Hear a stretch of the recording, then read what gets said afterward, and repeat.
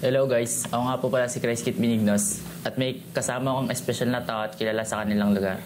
At siya ay nakapagkamit ng Inter-Barangay 16 Under, Mythical Team, Hangout Team, LFBX Champion, Mythical 5X Season MVP, USBL Champion and Finals MVP, and Mythical 5. So yun na idol, ang pangalan nila.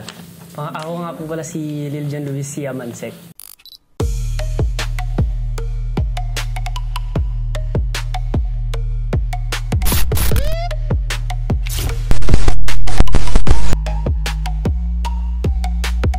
Ilan taon ka na, idol? 18 years old. So yun, idol. Paano ka mag-umpisa maglaro ng basketball? Sinama lang ako ng mga tropa ko na maglaro-laro, mag-shooting-shooting, gano'n. Hanggang sa nahiligan ko yung larong basketball. Sino naman nagtulak sa'yo ng larong basketball? Yung airpot ko, lagi niya akong tinuturuan nun. Sinasamahan niya ako sa mga laro.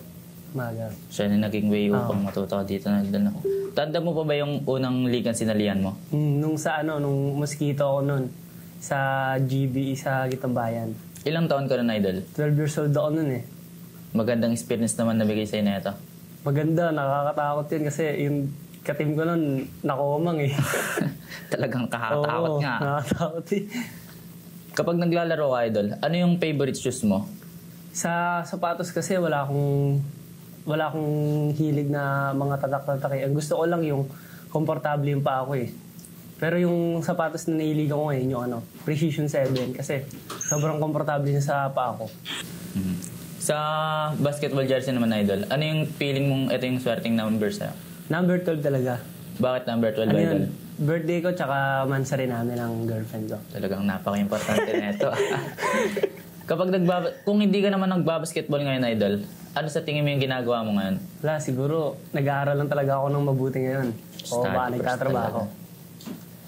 Ano naman yung pinapakinggan mong kanta bago pumasok sa isang malaking laro? Wala akong pinapakinggang kanta kasi pag naglalaro nakapokus lang talaga ako sa game mismo eh. Pinapanood ko, gano'n.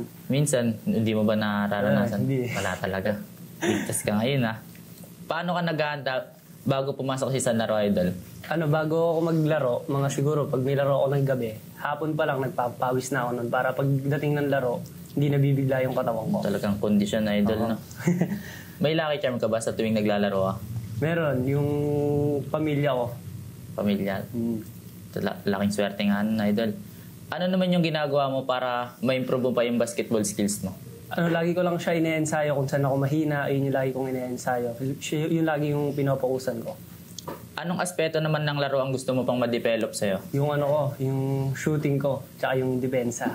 Bakit yun yung sa tingin mong gusto mo pang ma-develop, idol? Doon ako nagkukulang talaga sa shooting tsaka sa depensa ko.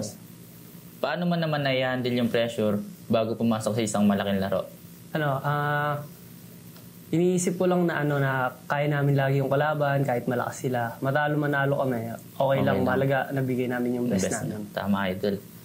Ano naman tumatak na move sa'yo o anong moves ka nakilala? Siguro yung mga yung mga lipad kong mababa, tsaka yung mga malulupit kong pasa. Bakit yun sa tingin mo, idol? Wala ewan ko, yun sinasabi nila eh. May nabapalitan ako sa'yo, dumadakdak ka daw, idol. Hindi Ayaw mo sabihin ngayon yan? Hindi ako yun. Talagang humble ka na, idol. Paano mo naman binubuo yung chemistry sa team mo? Lagi kong kinakausap yung mga ka-team ko, nasa looban kami ng court o sa labas. Lagi akong nakikipag-communicate sa kanila. Tama yun, idol. Sinong player ka naman pinaka-nahirapan sa mga nakalaban mo? Siyempre yung tropa ko, si Nathan Egea. Bakit doon ka pinaka-nahirapan? Matangkad siya, tsaka skills, ang dami niyang galaw din talaga. Tsaka mabilis. Talagang di naging hadlang yung laki sa kanya, no, idol? Kung ikaw pagbibigyan ka ng pagkakataon may makalaban, sino yung gusto mong makalaban? Siyempre yung pinsan ko. Sino yun, idol? Kuya Kobe Amansek. Bakit yun yung napili mo? Malupit kasi talaga siya maglaro eh. Niidolin din siya sa lugar natin talaga. Ano naman yung pinakaayaw na ugali mo sa teammate mo? Ayoko yung mayabang. Mayabang sa court. Di baling buha ako ka, wala akong pake, basta huwag kang mayabang. Tama yun, idol. Para makapag-focus lalo na. Sa mga larong sinalihan mo, idol, ano yung pinaka hindi mo makakalimutang laban? Siguro yung mga laban namin sa Intertown. Kasi ang bibigat ng kalaban namin doon, talagang hindi rin basta-basta eh. Tsaka hirap na hirap kami lagi manalo. Sino naman yung iniidolo mong NBA players or PBA player? Sa NBA, iniidolo ko si Ja Morant. Tapos sa PBA naman, si Adrian Ocum tsaka si Scottie Thompson. Bakit yung mga yun yung napili mong iniidolo, idol? Matataas sila tumalun eh. Talagang highlights pa din, idol ah. Sa lugar niyo, idol, may iniidolo ka ba? Yun, yung dalawang pinsan, si Onil Amansek tsaka si Kobe Amansek. Sino naman yung inspirasyon mo sa paglalaro ng basketball? Yung pamilya ko tsaka yung girlfriend ko. Talagang napaka-importante ng girlfriend mo sa'yo ha. Ano naman yung mga gusto mong i-advise sa mga batang magpapatuloy pa lang maglaro ng basketball? Lagi lang silang sumunod sa coach nila tsaka mag-ensayo sila ng doble-doble. Tsaka gawin lang nila kung ano yung gusto nilang gawin. Mga idol. May gusto ka bang i-mensahe sa mga taong sumusuporta sa'yo? Maraming salamat sa mga sumusuporta sa akin, mga gulang ko, coaches ko, and girlfriend ko.